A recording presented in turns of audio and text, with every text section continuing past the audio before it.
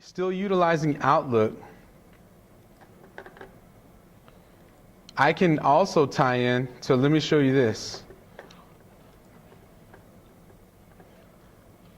On the shared documents, I have this folder here, ES Tech.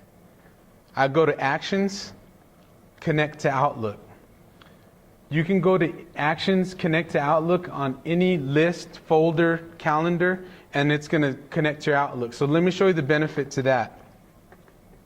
If you notice, here's my shared documents page that I'm tied into. Here's my ES Tech. Now, any document that I have stored inside the SharePoint, I can now get access to it through my Outlook. So if somebody puts in a document into that folder that I had just showed you guys, then you can get it from your Outlook, and it will not take up any space on your Outlook because all the space is in the SharePoint site.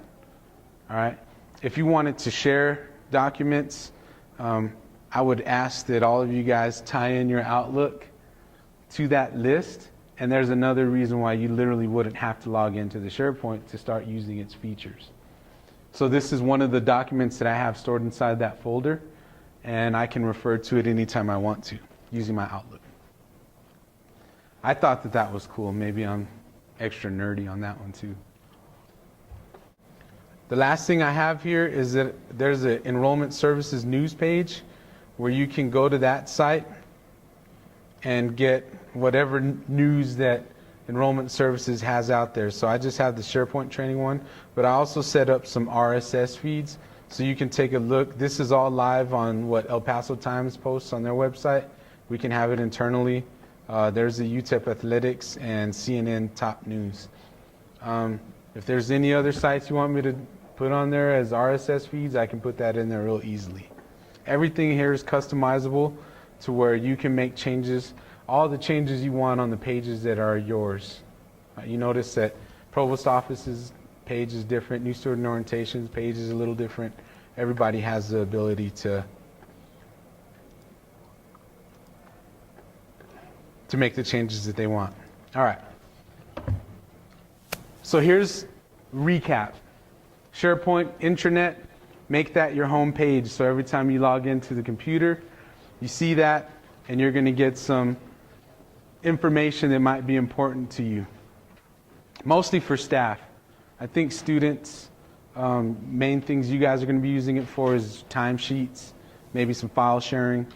But other than that, I really don't see you guys doing anything much heavier on that. Now, what I want to do is if you want to go into a little bit more detailed training, because I went very high, might have sounded nerdy, but I went very high level on that, and I want to be able to offer you guys the ability to edit your own pages before you go in there and start making changes. So call me or email me to let me know if you're interested in learning some of the site editing.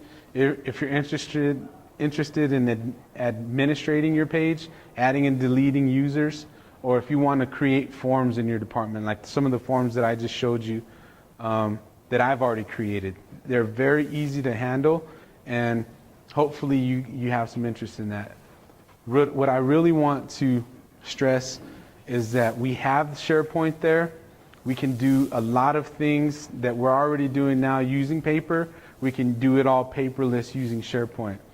You should be able to have the ability to communicate whatever you want to communicate to any department, and the same thing with collaboration.